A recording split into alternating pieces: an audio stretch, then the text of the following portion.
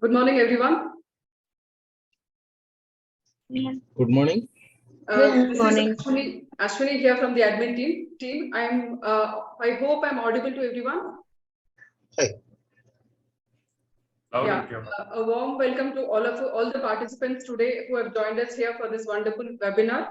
I would like to welcome Raj San also, and also Bharatan San from LTTS. A warm welcome to both of you, sir. Hi. So today we will be starting off the webinar very soon. We're just waiting for a few more participants to join. So firstly, I would just, as you can see the agenda which is on the screen. So we'll just start off with, with a small introduction about SNRC, our organization. Then we will be handing it over to Raj San for, the webinar today. So he's going to address the participants today.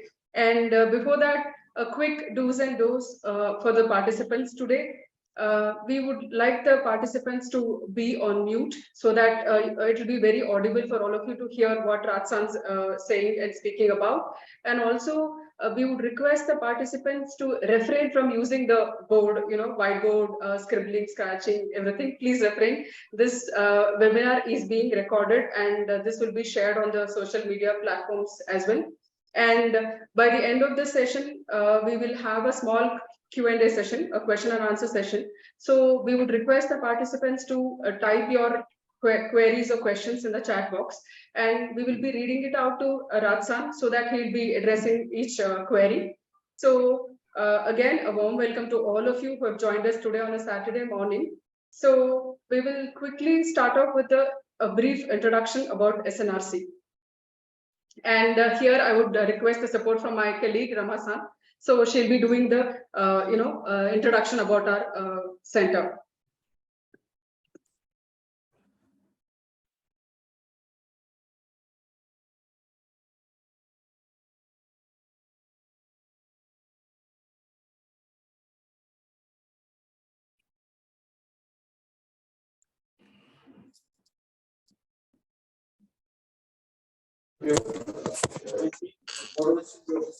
So at the input, so from the input set, by applying the EF, by applying the EF stands for what is frequency. And this order frequency is to apply to IFC. Good morning to one and all. This is Rama here. I think someone is telling you.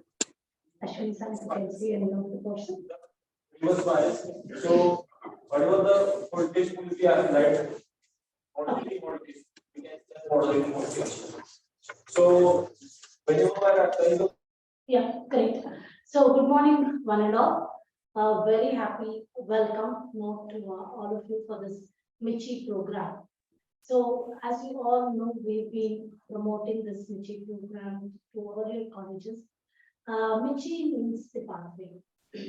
So all our speakers in the previous Michis and of course Raj San today would be guiding us or giving us inputs about Japan, the land of Japan, the opportunities, and of course everyone looks up post their education is about their work-life balance and working culture. Right. So you will be hearing down the line from Raj San about his experiences and what he feels about Japan and the opportunities which comes with the language. But before that, as Ashwini San indicated, let me first quickly introduce about SNRC, the parent organization, which is within the star. So here, as you can see on the board, Sakura Nihongo Resource Center, as we are called, we are a 23-year-old organization and are exclusively into Japanese. Anything to do with Japan and Japanese, we put a first step into that. So if I have to talk about our business, we are split into 3 categories. One is with the corporates, we do anything and everything related to Japan and Japanese. We work as an institute where we teach Japanese to any individual who wants to pick up this language, irrespective of their age. And third, association with colleges and universities, academics, where they want their students to pick up this language before they graduate out of the college. So these are the three verticals where we work closely. Coming to corporates, so as I was indicating, we do anything and everything related to Japanese, be it trainings, be it document translations, be it Japanese culture and business etiquette, because I think Raj-san and Ratan-san will agree with me.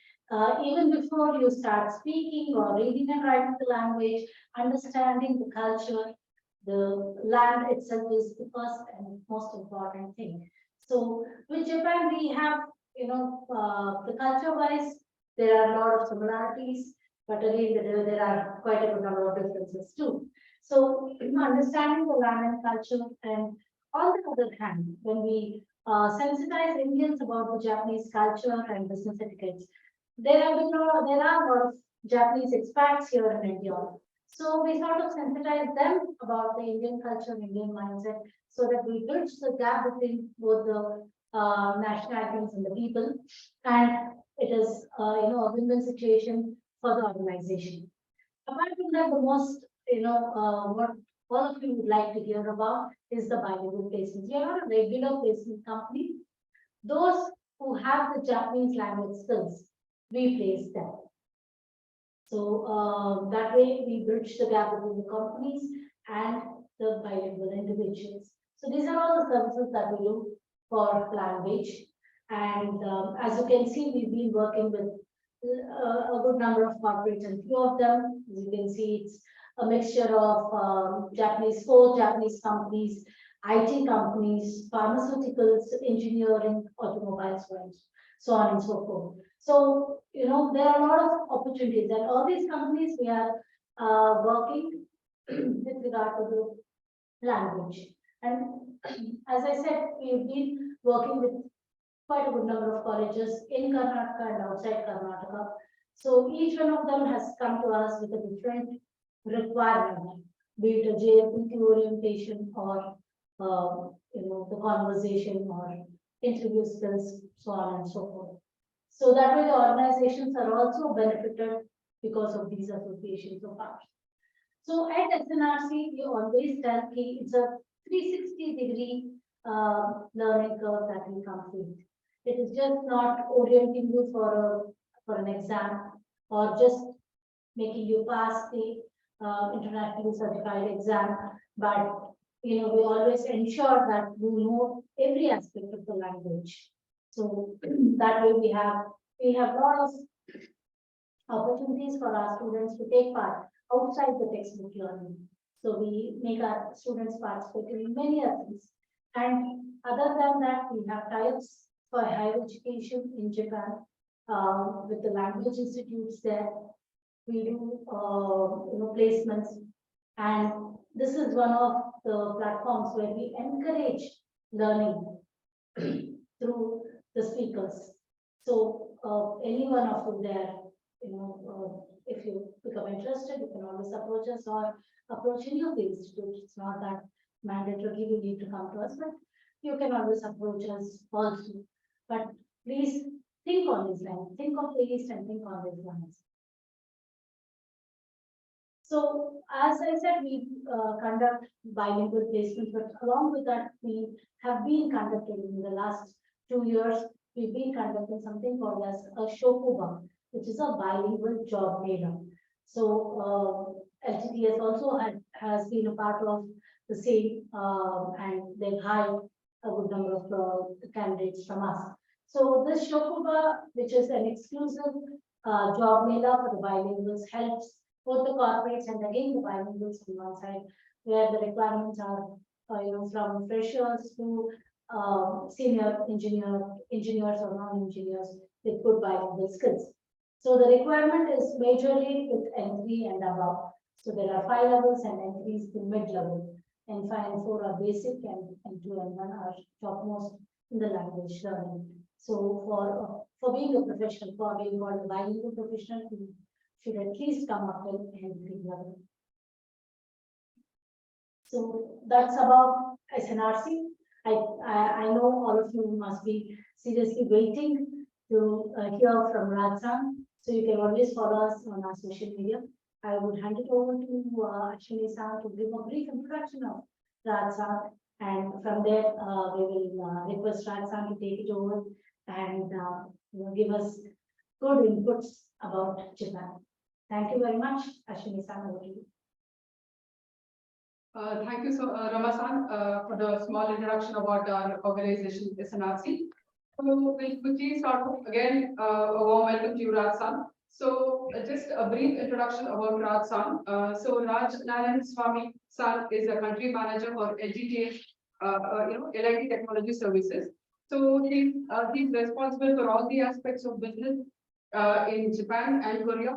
And an engineer by profession, he's lived and worked in the US, India, and Japan. So Raj-san and his family have been in Tokyo for more than 10 years now, and that's the home for them now. A warm welcome to you, Raj-san.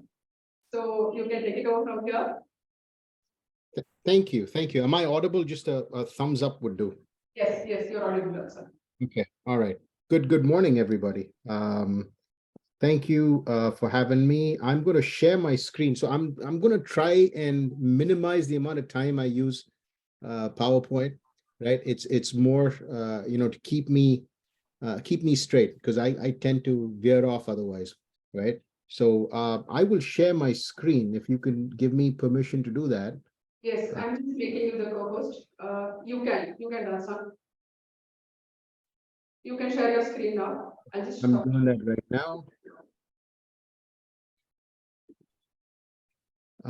If one of you can let me know if this is visible, that would be great. Yes, visible, Raj-san. Okay, so straight off the bat, given that we are a diverse audience, I was having this conversation with Rama-san yesterday.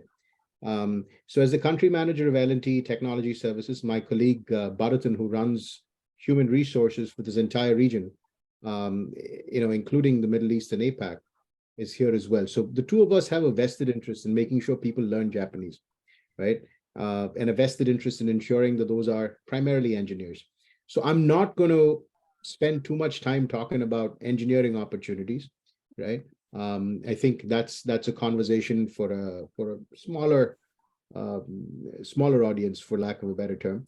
But just what I have learned living in this country, what my 2 cents or 2 yen would be, right? To making understanding Japan a little easier. Most of the photographs that you see here are from my iPhone, right? This one is not. This is a stock image, so I'll just leave it at that. As Rama-san mentioned, I have had the fortune of calling Japan home for the last 10 years. We actually live in the city of Tokyo, which, is some of you might be aware, is the most populated metropolitan center in the world. So depending on how you define Greater Tokyo, anywhere between 35 to 45 million people call it home. So there's about 35 million people living within a 50-kilometer radius of where I live in Tokyo. So it's the largest city in the world. It has been for a while, and it's probably going to continue to be that way till Delhi takes over in a couple of years. This is, of course, Mount Fuji, and we'll get started with Mount Fuji. Let me just see. Okay, so this is just an agenda. It's kind of ironic. This is again a stock photo. Those are sakura flowers, which interestingly is the name of your training center. And this is sakura season, so we'll start getting cherry blossoms coming up in the next week or so. We already have what are called plum blossoms. Some folks confuse them with cherry blossoms, but it's a beautiful sight to see. So this is a short overview of what I've prepared, right? An agenda, some of the things that I love about Japan, personal experiences, a little bit of an introduction to this country in case you're not too terribly familiar with it, right? What is it that we can expect from what is still the third largest economy in the world, right? What are some of the things that folks are working on? There is, the boring bureaucratic stuff, which the government of Japan will fill you in on, but there are some changes in policies. But to me, what are the good things to have in Japan? And finally, what does Japan give you in return, right? So with that said and done, I'd like to dive right in. Is that okay, Rama-san? Yeah, sure, Raj-san. Sure. Thank you. So, All right, so we started with Mount Fuji. So this is my own photograph. There's a beautiful lake around Mount Fuji. So what most folks find very comforting is it's a very pleasant sight to see, right? So you've got what is by Indian standards a baby mountain. This is only 3,700 odd meters above sea level. So it's about a half to a third of the average height of the Himalayas, right? And it's only 90 kilometers from Tokyo, right? It is considered a national treasure of Japan. It's on the list of UNESCO World Heritage Sites. And there's a very brave gentleman here, the gentleman who's all dressed up, Mr. Bharatan, who's actually hiked Mount Fuji, which is a common thing to do in the summer. It is a test of endurance. It is an appreciation of nature. And it is believed to be one of the cleanest hikes you can do anywhere in the world. So this is something that I find extremely endearing, right? And for the longest time, unlike a lot of you who are much younger, who've had exposure to YouTube and Netflix, when I was young, there's very little that we knew about Japan, right? So as Rama-san mentioned, I did spend my formative years in the US. I went to grad school there. We didn't know anything about Japan except there were 4 major islands. It was a country that came out of the war and stronger and became a very, very powerful economy, right? But Fuji was one of those things that we did know. So it was always, it still remains an endearing sight to see. Sakura, right? So Sakura has, this is a photograph of a watchtower near our house. Now this was historically a fire lookout built in traditional Japanese style. And it's kind of funny because right behind that, if you strain really closely, you will find a modern Japan, which is an elevated expressway. So Sakura lasts, depending on how lucky you are and how much the rain gods cooperate. Sakura is very ephemeral, right? It's never long lasting. So it's a tree that blooms only once, right? And it typically lasts anywhere between 2 to 4 weeks, right? I'm not sure. Somebody has their hand raised. If that's a question for me or a suggestion to slow down, or this would be, yeah, Sakura Nihongo Resource Center. So maybe you were just acknowledging something I said earlier. I apologize. Are we good? You can continue that, sir. So Sakura is ephemeral. There's a lot of time, and in fact, in about a week from now, the outside of our house will get very, very crowded because a lot of folks come on Sakura walking tours. So if you're cynical, you can say, why would you want to take the same photograph over and over again? I find it very, very calming, and especially during COVID, it helped a lot of us stay sane, right? So Sakura is another one of those things that I love about Japan. This is from that lookout tower. So this is a photograph that I took, I want to say 2019. We walked up the lookout, and this is what I experience every morning.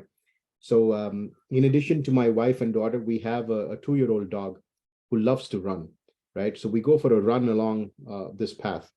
And this strikes me as amazing. I mean, despite having lived in the States and in India, in significantly large cities. So the US, I lived in Los Angeles, which is one of the definitions of a city, right? I mean, it's big, sprawl, highways everywhere and what have you. I have never, in my wildest dreams, imagined that the world's largest city, most populated city, would offer so many opportunities to connect with nature and bask in nature. And again, it's deeply philosophical. So from what I understand, these trees were planted by the government right after the Second World War Japan suffered a horrific end to the war. And while most people associate the war with Hiroshima and Nagasaki, the city of Tokyo actually lost the most number of people. Sakura was built, these trees were laid down in different parts of the city to kind of erase some of those memories, right? So this is another thing that I love about here. And this is, of course, the Shinkansen, which I didn't think in my lifetime would be there in India. My company's parent company plays a small role in this as well. So it's something we're very, very proud of. But the Shinkansen is, and I'm going to become an engineer here for a minute, right? It is the lifeline of Japan. it connects the Tokaido Sanyo Shinkansen, connects our major population centers.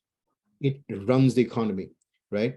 Now, this might surprise some of you, especially in India, that a typical round trip ticket on a Shinkansen from Tokyo, the financial and political capital, to Osaka, which is our second or third largest city, depending on how you count it, right, is actually more expensive than flying economy on an airplane, on a regular airplane, not a low-cost carrier, right? So there's a number of reasons for that, right? So the Shinkansen is, starts out from the city core. It is not Japanese technology, right? The technology came from the West. So what makes the Shinkansen unique? The Shinkansen is unique, and this is something Japan will teach you, because it is project management exemplified, right? The Shinkansen runs on time, right? Rain, hell, or high water, the Shinkansen runs on time. The line that connects Tokyo to Nagoya, Osaka, Kyoto, and Hiroshima is the lifeline of this nation. It has never stopped. There has never been a fatality. Despite the trains running anywhere between 200 to 300 kilometers per hour, there's never been a loss of life on a Shinkansen. Well, except once there was a disturbed person who committed suicide, but that doesn't count, right? So this is an example of what the average Japanese industrial mind strives for. They strive for perfection. And Rama-san and I were talking about this yesterday. There are very, very few countries in the world which are as similar and dissimilar to our own than Japan, right? So from a cultural perspective, they're not practitioners, but Buddhism originated in India and found its way to Japan. There's a lot of linguistic similarities you will find, especially with Southern Indian languages, in terms of grammar and what have you, when between India and Japan. There's a tremendous emphasis on the family unit relative to Western style individualism that connects us together. And yet, no matter how we slice and dice it, there are very few countries as dissimilar as Japan and India, right? India, we thrive on chaos. We thrive on trying to do things, differently and what have you. Whereas Japanese people, stick to the tried and tested. So the Shinkansen is a good example of that, right? No fatalities, runs the economy, right? And no matter what happens, it will not stop. This is unfortunately a stock image of the Yamanote line. So the train on the left is the Yamanote line, which kind of runs in a loop around the city of Tokyo. The right-hand side is a partial rendering of the railway network that we have here. So I always tell my friends who live in the US that, I have a car in Japan. It's less of an asset and more of a liability. It is a lot easier to take the trains around the city of Tokyo than to drive around, despite the excellent public infrastructure. So, again, an example of a rich country being rich because the rich people ride on public transport. Again, we hope to see that in our lifetime in India. Shinjuku Station, which is listed here, is the busiest railway station in the world. And as a first timer, when I went there, this is about 20 odd years ago, I was blown away by the sheer magnitude, the sheer number of people that use the station. So somewhere upwards of 3.3 million people use the station every day, right? So that's 33 lakh folks, and no chaos. I mean, it runs. So again, project management, commitment to work ethic, an unparalleled work ethic, right? And doing your job and then some. That is something that I truly love about Japan. Okay, this is just clearly. So this is Mount Fuji without the snow. Now, of course, for those of you who are sports buffs, I've mentioned this earlier, this is a fascinating country. Despite being so densely populated, there's always opportunities to connect with nature. As I alluded to earlier, my HR colleague loves to go hiking. I prefer the easy way out, which is playing around a golf ever so often. This is something that strikes most people when they visit this country for the very first time, is omotenashi, right? So this, I've been fortunate enough to be the recipient of this multiple times. So I still remember an incident in 2019, in May 2019. I was in the aforementioned Shinjuku station. I'd like to think that I'm an expert in navigating myself through our public infrastructure. And for some reason, I seem to have had a deer in the headlights look. I wasn't very sure in terms of which platform I was supposed to be heading to. And this gentleman walks up to me, speaks to me in broken English, and basically escorts me to the railway platform. Now, he's not trying to sell me something. He's not trying to, evangelize, some new age religion, right? He's not trying to give me samples to anything. He had a job to do. He saw me in a suit. He saw a foreigner who looked confused. And before I could even go around and kind of gather my senses, he was gone, right? So this is personally touched me. So this is Japanese culture at its finest. Stereotypical image up top. I apologize for that, but yeah. So this is something that again stands out in this part of the world relative to the West. Okay. This I can't ever get over. We are probably the safest large country in the world. So Japan geographically is the size of a little bigger than Rajasthan, geographically, area-wise, right? So a tenth the size of India, a tenth of the population, right? If you want a US reference, about the same size as California with 3 times as many people. And yet, this happened, again, multiple such instances where you've left a shopping bag behind at the railway station, gone back to collect it in 30 minutes, and it was there, right? I still remember in 2012, when my wife landed in Tokyo for the first time, she took one of these photographs of people standing in line. And I was like, what are you doing? And she's like, no, this is something I want to share, on social media, that this is what people do. Something that is considered very normal in our part of the world is not considered the norm in most parts of the world. So that's something I find extraordinarily disciplined. When you have a minute, since you guys are more social media savvy than some of us, do look up the cleaning ladies of the bullet train, right? Where they turn around a train in 7 minutes, right? So that is, efficiency in work, but also the fact that the folks using those trains are extraordinarily considerate and take their trash out with you, right? So this is something that I truly admire. Many times the door is unlocked, right? It's not left ajar. Over here, right? There have been times I've forgotten to lock the car door, and nothing happens because it's extraordinarily safe, and folks are very, very disciplined. So I'm a vegetarian, which is typically, by stereotypes, not a good thing to be in this part of the world. And yet, over the last many years, from very healthy to unhealthy options, I've found a way to put on a lot of weight, a lot more weight than I would have liked to in this part of the world. So this is ramen, right? It's originally found its way from China, but extraordinarily popular in this part of the world. So it's considered a comfort food. So the closest equivalent would be Maggi noodles. So imagine restaurants, serving up this kind of stuff, right? And finally, just, you can take a Tamilian out of Madras, but you never take a Madrasi out of, you never take Madras out of me, right? So this is, of course, just a little bit of a overhyped stereotype. But yeah, there are quite a few folks who pack the movie theaters anytime an Indian movie is released. So, lighter stuff aside, we'll come to the meat in the coconut, right? It is still, while Japan has been overshadowed in my lifetime by China and some other countries in the world, it still remains the 3rd largest economy in the world. It still has the highest standard of living. The average Japanese woman lives longer than any other nationality, any gender, any nationality, anywhere in the world. And my neighborhood, or any neighborhood in Japan, is testament to that. There's parts of this country where there's villages of centenarians, people who live over 100 years old, right?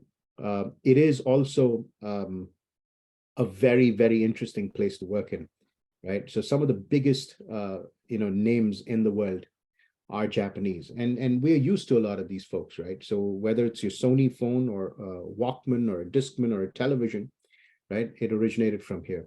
Some of the world's greatest car makers are Japanese, right? Some of the biggest banks in the world are Japanese, right? Now, having said that, it has been a difficult country to get into, right? But some of that has changed over the last many years, and I think post-COVID we're seeing a further relaxation. It can be expensive, cost of living. It can be expensive to live in this country, right? Especially in our big cities like Tokyo, Osaka, or Nagoya, right? If you are a student, you should brush up on that Japanese, though that's changing too, right? So there are, courses available in English, but, a general rule of thumb, when in Rome, live like a Roman and speak Italian. So when in Japan, it would help to speak the language, right? Indian folks would find it comforting to note that our stuff is available in more places than one. So one of the photographs I did not show. So one of the national dishes, if you will, of Japan is not the sushi and the sashimi that we typically associate with this part of the world, but curry, which is Indian curry that was customized to Japanese taste, right? But the fact remains that the two biggest things that we've got going in terms of making Japan an attractive destination for people to move to is the fact that if we are looking at a rapidly shrinking population, right? Elon Musk's famous tweet, that in 50 years Japan may not exist because Japanese people would go extinct. Well, that's a little exaggeration, but it's not. I mean, it has got alarm bells running in this part of the world. So there is definitely a need for talent, and it is not only in the high-tech sector. There's a lot of sectors that do require people. So I don't want you to think that if you're not an engineer, this is not a country that you should come to. If you're a student, there are a number of courses that are available to non-Japanese speakers, but the vast majority of these courses, competitive admissions, but a vast majority of these courses are in Japanese, right? And it helps, like I said earlier, it helps know the language. So Fumio Kishida-san has basically said that we're going to go hammer and tongs to drive the economy. Some of the challenges we face in the kind of work that we do, despite the fact that the economy has a positive outlook, right? So there's a lot of spending going on. This is, a very, very tourist-heavy season. So hotels are always looking for people. Transportation is booming. One of the problems that we've had recently is the yen. The yen has not been weak. The yen has been erratic. It has varied significantly, right? There's a new form of capitalism the Prime Minister talks about. Most of us do not understand it very well, but he basically is talking about carrying more folks, making sure fewer people are left behind. You're probably aware, and I don't want to spend time talking about this because I'm not a public policy person, but there's a lot of talk about the Quad, which involves the United States, Australia, Japan, and India, spending more money to protect the Indo-Pacific. Japan has committed to significantly increased spending in its defense sector, right? There are very few countries that have an obsession with plastic as Japan does. There's also very few countries that recycle as well as Japan does. So there's a lot of things Japan has going in favor, right? Just a quick 2-minute on my industry, right? So our industry, historically, software services, we still continue to face a shortage. So if you are a talented IT professional, or if you're just getting started and you have a language background, we could definitely, use some assistance.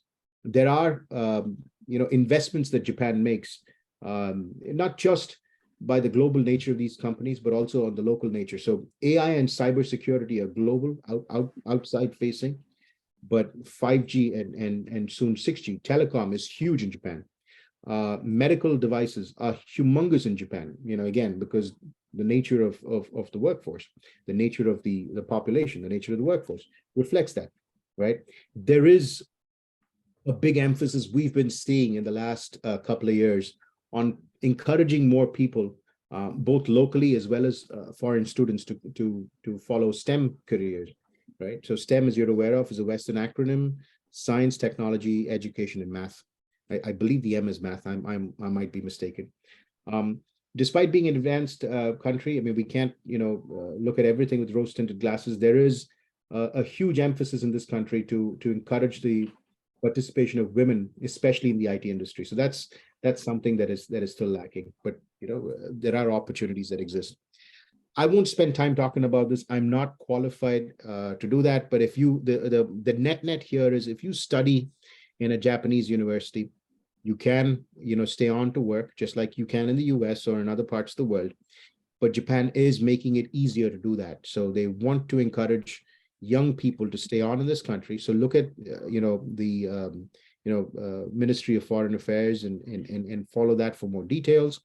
But the objective is very simple: try to get younger workers into this country and encourage them to stay for longer. So don't just look at the US or Australia or Europe. There's a country that's a 9-hour flight from Bangalore that offers a pretty high standard of living, right? And is generally a fun place to live in. Right. I'm going to wrap up very, very quickly. So these are, 10 good things to have in Japan, right? Obviously, number one is the language. The ability to speak the language is half the job done. But secondly, and I'm so glad Rama-san brought this up, is cultural awareness, right? Understand what this culture is all about. It's not just about exchanging business cards or bowing a certain way or wearing a suit if you're a man, right? There's more to it than that. Being adaptable, being able to communicate effectively, and that's a challenge when you have to do that in a language that is not native to yourself. I face that challenge even today, right? Understand that teamwork plays a significantly larger role in this part of the world than it does in other countries, right? Work on problem. I mean, some of this stuff is very engineering specific, so I'll walk through this. Problem solving skills and technical skills. If you've got to be the master of your craft. Time management is huge, right? As is flexibility and being professional. And I'll spend a little bit of time on this. In Japan, when you make a mistake, the first thing you do is acknowledge your mistake, right? And then you have an excuse, which is, again, 180 degrees from what I've seen in both India as well as the US, right? Where we tend to justify what went wrong without acknowledging that something went wrong. So the approach that you take, do you call something an opportunity or do you call it a challenge? It defines the approach that you take to life. And finally, what I believe will, what is in it for you? What do you take away from Japan? So obviously, the best thing about living in this country varies from individual to individual. I studied Hindi until grade 10, and so that's 10 years of learning the language, right? I have never really studied Japanese formally, right? I mean, I did some classroom stuff, but that was about 6 months. I'm both proud and ashamed, proud and shy at the same time, that my Japanese competency is better than my Hindi, right? So I think living in Japan has a large part to do with that. Interacting with Japanese folks or interacting in the Japanese language certainly plays a huge part of that, right? I think there's a cultural competency you gain living in Japan versus anywhere else in the world because of some of the reasons some of the things I mentioned, right? You will gain exposure to the latest in technology. Sentan Gijutsu is the technical term, right? So this country is still at the forefront of technology. You will definitely learn a work ethic, and I'm not ashamed to say it at all. Japan has helped mold me in more ways than one. You get more disciplined. You're more cogent of your time and other people's times, right? You will definitely build a network that will last a lifetime, right? You have the ability to learn to work with big Japanese companies or come work for Indian companies who are huge in Japan as well, right? One of the highest standards of living anywhere in the world. and hopefully a global mindset. So with that, I am done. Thank you very much for your time. I hope I didn't go over, and I'm happy to answer questions, as is the gentleman in the jacket here, Mr. Bharatan. Right, between the two of us, we will try and answer as many questions as we possibly can. Thank you. Thank you, Raj-san. Thank you very much for these inputs. We already have questions from the participants. I think Satyaki-san has raised 2 questions. He's one of our students too. He wants to understand, because he's going to move to Japan shortly. He wants to understand about the software development industry, especially the startup scenario and opportunities at LTTS. Say that again. I'm sorry. So should you want me to just look at the software development industry? Yeah.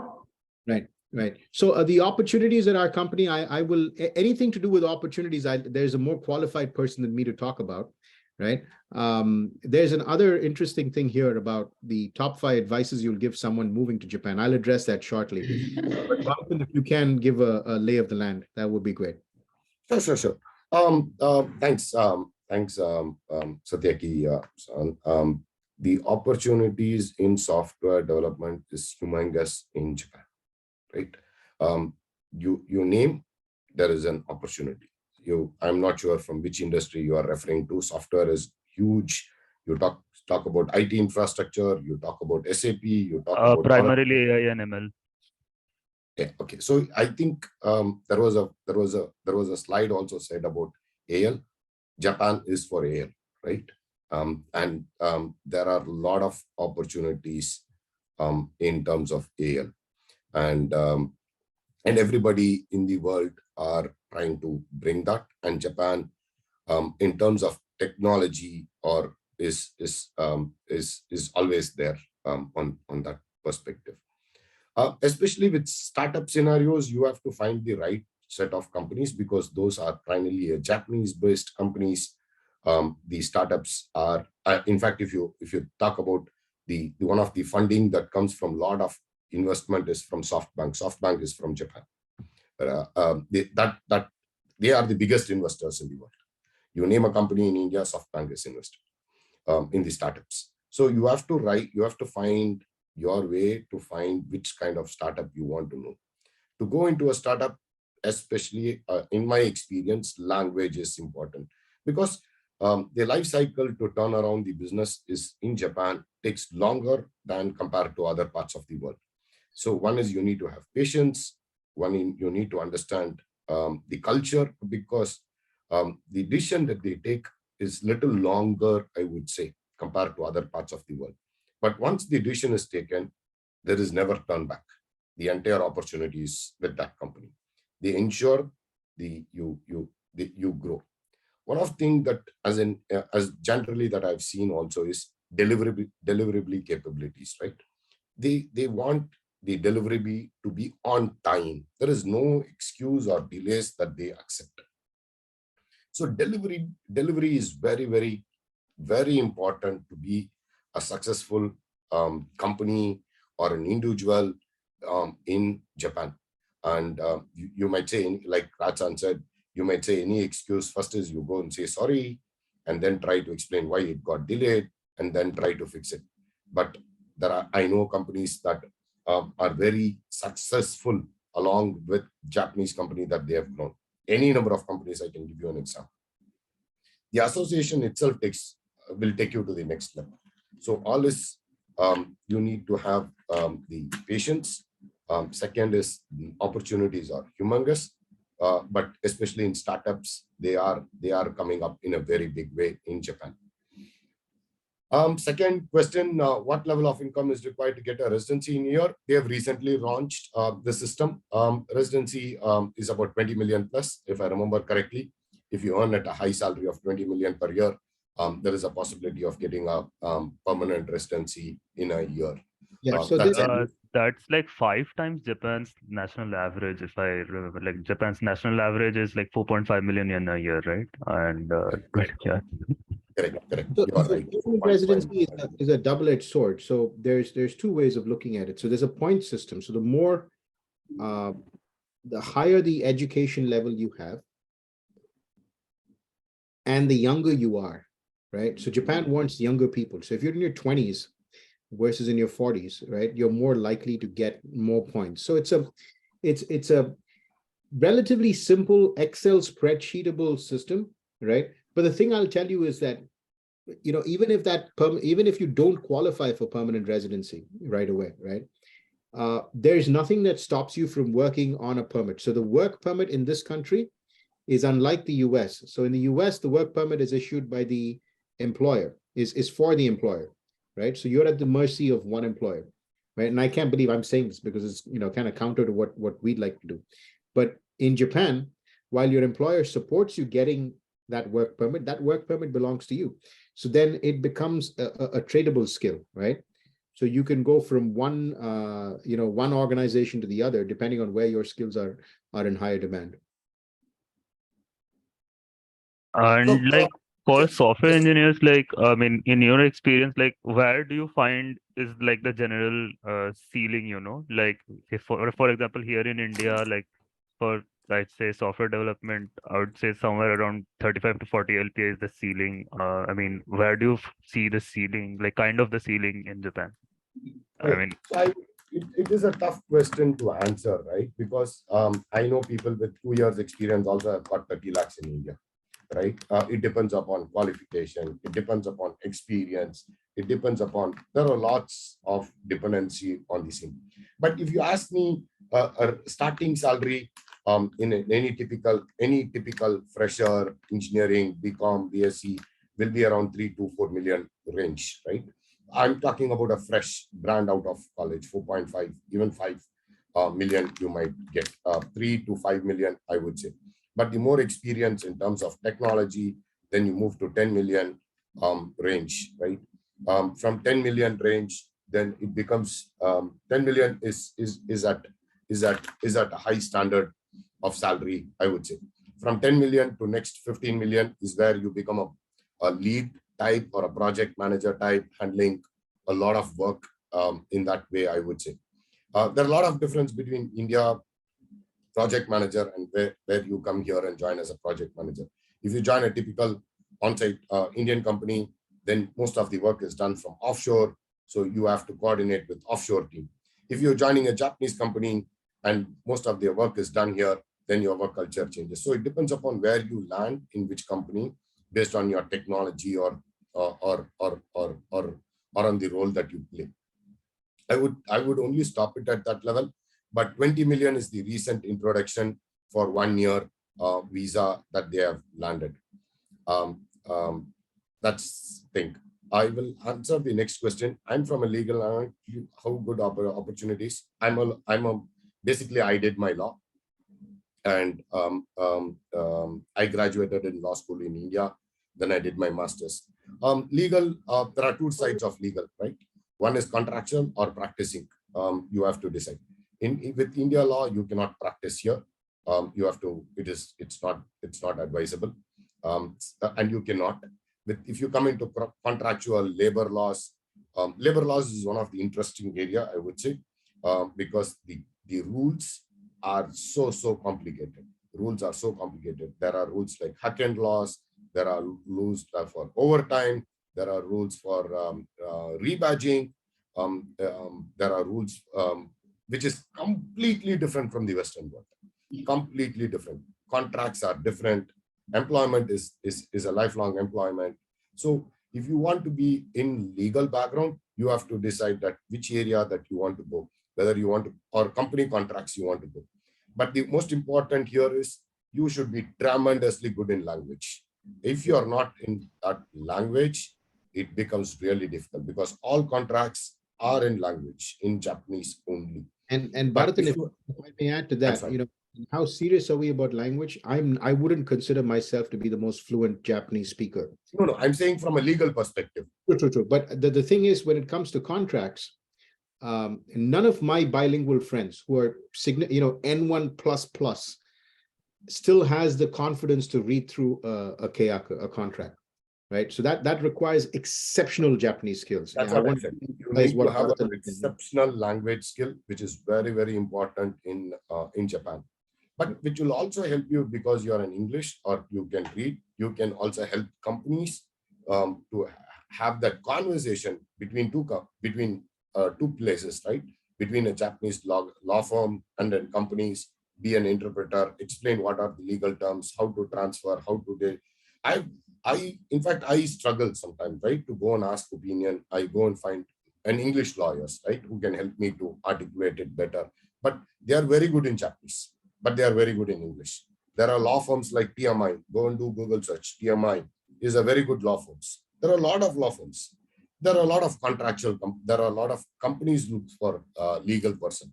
So you can be. So it depends upon how you want to be and which area in legal you want to be. Because I have very good understanding on legal.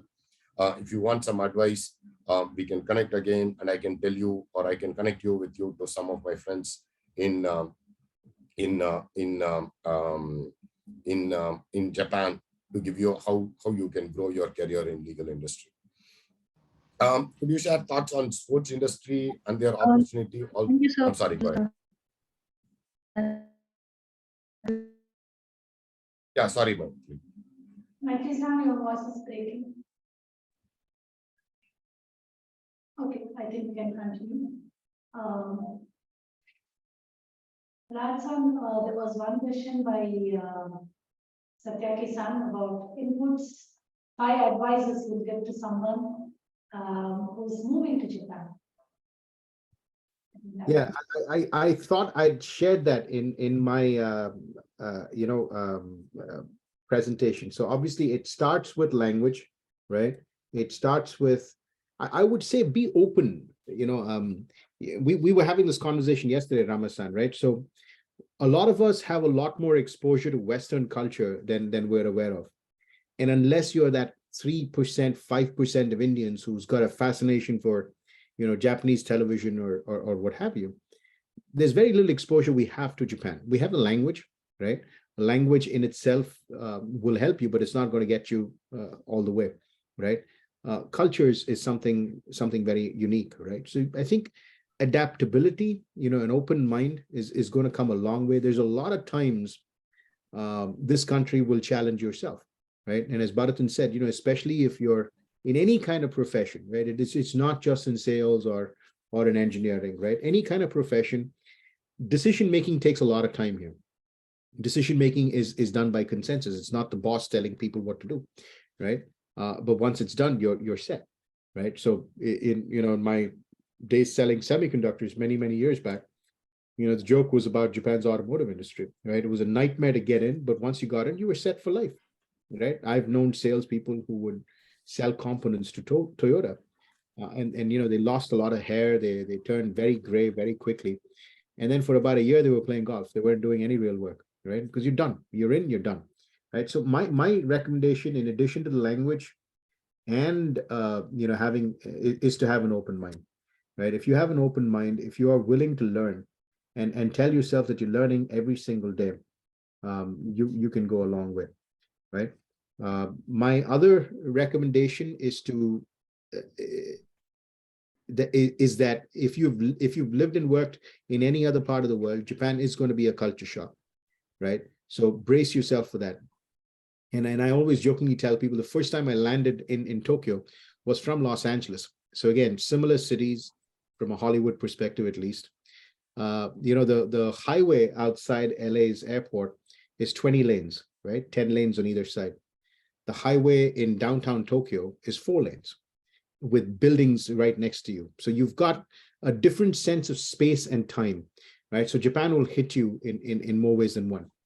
Most important, while in the West, it is an uncommon. I don't want to paint everybody in the West in one brush. While in the West, while people may, poke fun is a strong term, your language ability. In Japan, it's perfectly natural that you are a foreigner attempting to speak a language that is only spoken in an island country, right? So Japanese people will encourage you when you make mistakes. And that is something that is again, a way to get you to settle down really, really quickly, right? Time is extraordinarily important, right? There is no other country I've been in, and I've been blessed to do business in more than 30 countries around the world. There's no other country in the world which places such an importance and such emphasis on time and time management. Once you get these things, I think these three things, you should be able to settle in really, really quickly. Great. So I will ask sir another three more questions, Raj. First is on sports industry. I am not the expert on sports industry. Unfortunately, I am not. I have to admit that I'm not an expert and I've not explored that industry. So I'm not able to answer. For non-tech opportunities, there are a lot of non-tech opportunities, like what you want to be, right? You can be a bridge engineer, you can be a translator, you can be a teacher. It depends upon what tech opportunities that you are looking at. So it's a general question, but I would only stop. There are a lot of opportunities on tech. You don't really need to be in tech. In terms of bake and caf, lot of one thing that I will still say, being in Japan, while Raj talked about veg food and things, there is a tremendous amount of growth for Indian cafe or Indian bakeries to start in Japan. There are a lot of people who do it. It's all about in the network and how much of investments that you do. One of the challenges that you will have is to get the work permits to bring your chef and things, is little challenging, especially at that level to get. So that's something that you have to keep in mind on how much you can invest and how do you get your chefs in place.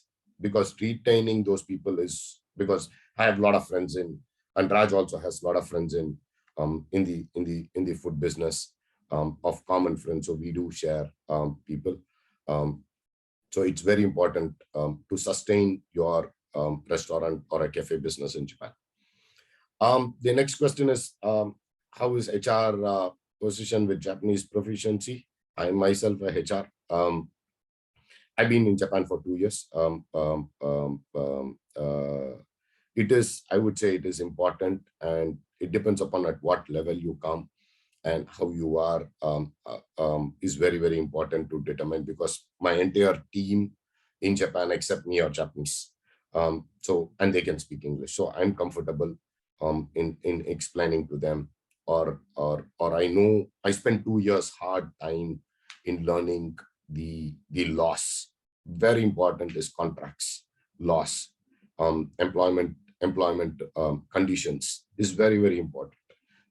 So I would say you can pick up those experience here once you land, but there are courses for it. You can go and attend some courses. But if you have language, today I look, if I have to recruit somebody, first thing that I look is sometimes, do they know language? Because if it's recruitment, then they should know language. If it's HR, they should know language, at least to communicate, not in terms of JLPT, N1, N2, N5 and things. But you should be able to communicate is very, very important. But if you're at the leadership level and you have a team who can help you, it's perfect. So it's up to you at what level you come in HR course. And last question, we will take one question. I did, how challenging is for ladies to get into IT project from SAP? I did talk about SAP. SAP is a huge demand in Japan. So it's one of the, it's where it's the SAP company itself is here in Japan. So there is a huge demand for SAP in Japan. Soundarya, is there any specific investment to be done? I'm not sure if you're talking with regards to your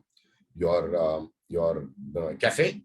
I'm not the expert because you need to appoint an audit firm or a law firm to help you to register your company. The rules, I'm not scaring the rules in terms of cafe opening is very strict, because you have to be hygiene. You have to, the place is small, so you have to, hygiene is very, very important. And you will see that if you have a chance to visit in Japan in some of the restaurant, most of the restaurants are open kitchen and you can see what they cook. So it depends upon, so you should get an audit firm or somebody to help you to do those advice. I'm not the expert on it. I have an idea, but it is better for you to connect to an audit firms or a law firm or audit firms to get your company registered.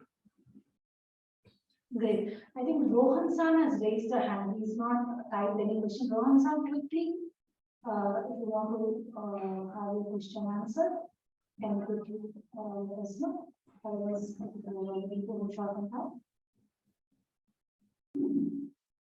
Rohan San? Okay, then let's do it. So, it was great having Raj San and Vartan San responding to the questions and giving inputs about Japan. Majorly, the plus points of being there, and that's what I spoke about the Sakura Blossom, and I'm really happy.